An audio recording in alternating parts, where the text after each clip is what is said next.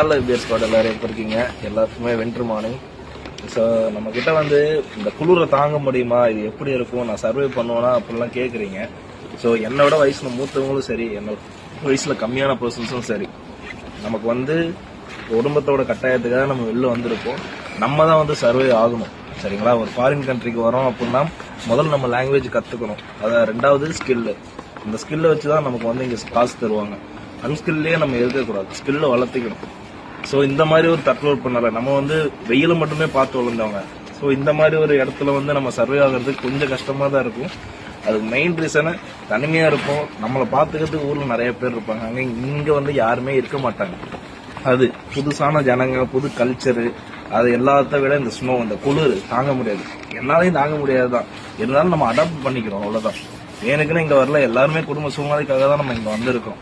So இதை வந்து எதுக்காக சொல்றேன்னா, அடுத்து இந்த ஒரு 2 வருஷம் 3 வருஷம் கஷ்டப்பட்டீங்கன்னா அடுத்த ஒரு பின்னாடி வந்து கொஞ்சம் நீங்க வந்து ஏதாவது ஒன்று இது பண்றது, உங்க லைஃப்ல கொஞ்சம் செட்டில் ஆகிறது யூஸ் ஆகும். அதுக்காக தான் ஃபாரின் வரும். ஸோ ஷெங்கன் மார்க்கெட் எல்லாமே அவுட். இப்போதைக்கு இருக்கிறது ரஷ்யன் மார்க்கெட் மட்டும்தான். இங்க வந்து சம்பாதிக்க முடியாம எல்லாம் சம்பாதிக்கலாம், 1 லட்சம் வந்துட்டு ஈஸியா எடுக்கலாம். பட் என்ன, அதுக்கு வந்து நம்ம இதெல்லாம் தாங்கிதான் ஆகணும். இப்ப நீங்க முடிவெடுக்கிறது தான் அடுத்து நீங்க ஃபியூச்சர் 4 வருஷத்துக்கு 5 வருஷத்துக்கு தீர்மானிக்கும். ஸோ வந்து ஒரு கண்ட்ரிக்கு போறோமா, ஸ்ட்ராங்கா முடிவெடுங்க. என்னால சர்வே ஆக முடியும். யாரையுமே நம்பாங்க, இவங்களை மட்டும் நம்புங்க, சரிங்களா? நம்ம உள்ள இறக்கிடுறோம், வேலைகள் நான் வாங்கி கொடுக்குறேன்.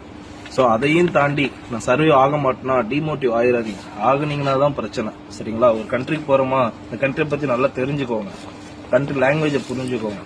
அதுக்கு மேலதான் உங்களால இதாக முடியும். ஒரு போல்டாவே நீங்க ஒரு தீர்மானம் எடுக்க முடியும். நல்லா புரிஞ்சுக்கோங்க. இந்த வயசுல நம்ம சம்பாதிச்சா மட்டும்தான் ஒரு 35-40க்குள்ள நம்ம செட்டில் ஆக முடியும். ஸோ உங்க ஃபேமிலி நினைச்சு பாருங்க. எல்லாத்தையுமே இது வந்து ஒரு மோட்டிவேட்டுக்காக தான் சொல்றேன். எல்லாருமே தெரிஞ்சு வந்தவங்க கிடையாது. நான் முத போறப்ப எனக்கு ஏர்போர்ட்ல போர்டிங் பர்சனாவே என்னன்னு தெரியாது, சரிங்களா? ஸோ டெய்லி லேர்ன் தான். By learning we can okay achieve something in our life. Okay, அதுக்காக தான் இந்த வீடியோ போடுறேன். So bold be strong. இங்க வந்து நான் என்ன பண்ண போறேன், நம்ம அவங்கவுங்க வேலையை தான் பார்த்துட்டு போறாங்க, சரிங்களா? இன்கேஸ் கிரைம் நம்ம தமிழ்நாட்டில் நடக்கிறத விட இங்க கம்மி தான். ஸோ அப்படிங்கிறப்ப நம்ம வேலையை நம்ம கரெக்டாக பண்ணோம்னா எந்த வித பிரச்சனையுமே கிடையாது. Okay, so decide your self. Okay, see you guys.